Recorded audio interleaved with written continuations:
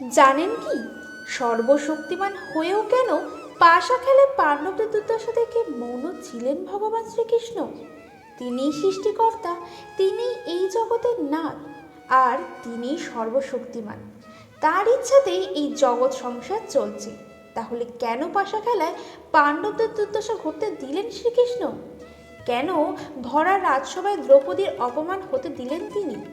সখা উদ্ধবের এই প্রশ্নের উত্তর তিনি নিজেই কি জানিয়েছেন, আসুন তা জেনে নিই। আমরা প্রায়শই শুনে থাকি ঈশ্বরই পৃথিবীর সঞ্চালন করে চলেছেন। ঈশ্বরের ইচ্ছা ছাড়া একটি পাতাও পড়ে না। তা সত্ত্বেও কেন সংসারে এত পাপ বাড়ছে? কেন অনৈতিক কাজ হয়ে চলেছে প্রতিনিয়ত? মহাভারতের সময় শ্রীকৃষ্ণ স্বয়ং পাণ্ডবদের বন্ধু ছিলেন, তাহলে নিজের অধিকারের জন্য পাণ্ডবদের এত সংঘর্ষ কেন করতে হয়েছিল? এই সমস্ত প্রশ্নের উত্তর পাওয়া যায় শ্রীকৃষ্ণ ও তার বন্ধু উদ্ধবের কথোপকথন থেকে। উদ্ধব গীতা। শ্রীকৃষ্ণের বন্ধু উদ্ধব এই গীতার রচনা করেন। এই উদ্ধব গীতার একটি অংশে উদ্ধব শ্রীকৃষ্ণকে একটি প্রশ্ন করে বলেন, শ্রীকৃষ্ণ, আপনি তো পাণ্ডবদের সখা ছিলেন। সমস্ত কষ্টে, দুঃখে ও সমস্ত সমস্যায় আপনি তাদের পাশে থাকার কথা বলতেন। তাহলে আপনি কেন তাদের পাশা খেলায় হারতে দিলেন? ভরা রাজসভায় সবার সামনে দ্রৌপদীর অপমান কেন হতে দিলেন? ভরা রাজসভায় আপনি দ্রৌপদীর বস্ত্রহরণ হতে দেননি ঠিকই, কিন্তু একজন স্ত্রীকে রক্ষা করার জন্য তার এত অপমান হওয়া পর্যন্ত আপনি অপেক্ষা কেন করলেন? বন্ধু উদ্ধবের কথা শুনে শ্রীকৃষ্ণ একটু হেসে বলেন, উদ্ধব, আমি সত্যি সত্যি পাণ্ডবদের সঙ্গেই ছিলাম। আমি সবসময় তাদের ভালোই চেয়েছি, আর আমি সবসময় নিজের প্রতিটি ভক্তের সঙ্গেই থাকি। তাই আমার উপস্থিতির উপর সন্দেহ করো না উদ্ধব।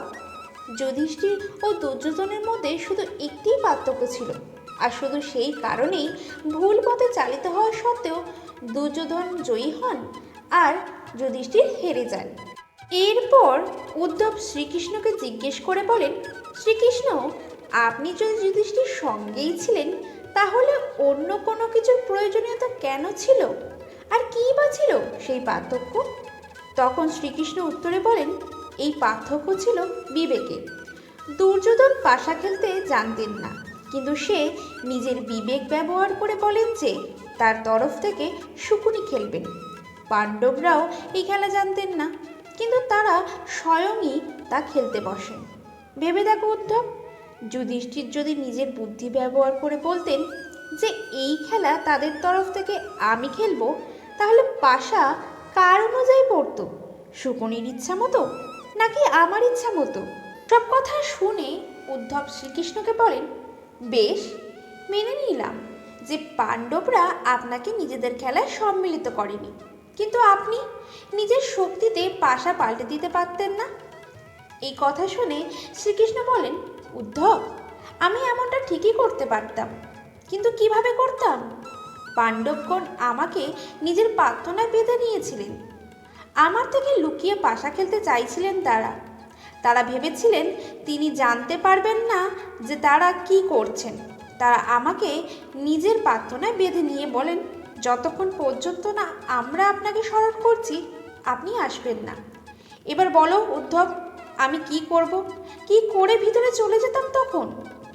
এই কথা শুনে উদ্ধব বলেন, ঠিক আছে শ্রীকৃষ্ণ, আমি বুঝলাম যে আপনি ভিতরে যেতে পারতেন না, কিন্তু যখন দ্রৌপদীকে অপমান করে সভায় নিয়ে আসা হচ্ছিল এবং ভরা রাজসভায় সকলের সামনে তাকে বস্ত্রহরণ করা হচ্ছিল, তখন কেন আপনি নিজের শক্তি ব্যবহার করলেন না? এই কথার উত্তরে শ্রীকৃষ্ণ বলেন, উদ্ধব, দ্রৌপদীও আমাকে ডাকেননি। যখন তাকে অপমানিত করে কক্ষ থেকে সভা পর্যন্ত আনা হয়েছিল, তখন তিনি নিজের সর্বশক্তি প্রয়োগ করে তার মোকাবেলা করেছিলেন, কিন্তু তখন তিনি আমাকে ভুলেই গিয়েছিলেন। কিন্তু পরিস্থিতি নিয়ন্ত্রণের বাইরে যাওয়ার পর সবার মধ্যে তিনি আমাকে আহ্বান জানান। শ্রীকৃষ্ণের মুখ থেকে এইরূপ কথা শুনে উদ্ধব শ্রীকৃষ্ণকে আবারও জিজ্ঞেস করেন, ঠিক আছে শ্রীকৃষ্ণ, এবার তাহলে বলুন, আপনি পাণ্ডবদের ভুল করা থেকে কেন বিরত রাখেননি? প্রার্থনায় আবদ্ধ থাকার কারণে আপনি তাদের জয়ী করতে পারতেন না ঠিকই, কিন্তু তাদের ভুল করার থেকে তো আটকাতে পারতেন। তাহলে কেন করেননি? এর উত্তরে শ্রীকৃষ্ণ বলেন, আমিও কিছু নিয়মে আবদ্ধ ছিলাম। যে নিজের বিবেক ব্যবহার করে সেই জয়ী হয়। পাশা খেলার সময় পাণ্ডবরাও নিজেদের ভাগ্যকে বুঝতে থাকেন। একবারও যদি তারা সাহায্যের জন্য আমাকে স্মরণ করতেন এবং আমি তখন যদি তাদের সাহায্য না করতাম, তাহলে সেটি আমার ভুল হতো উদ্ধব।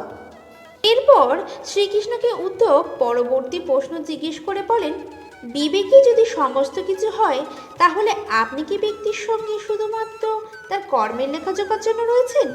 নিজের ভক্তকে ভুল কাজ করা থেকে আটকানো কি আপনার দায়িত্ব নয়?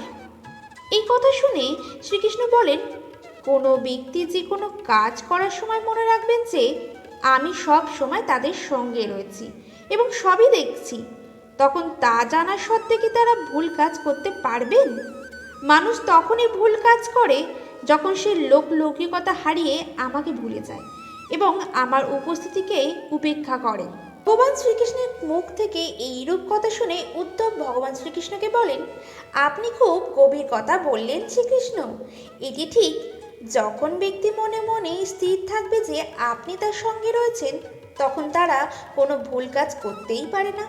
আর যদি ভুল কাজ না করে, তাহলে ভুল ফল কেন ভোগ করবে?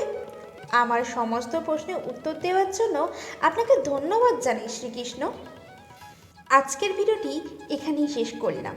পরবর্তী ভিডিও নিয়ে আবারও খুব শীঘ্রই আসছি।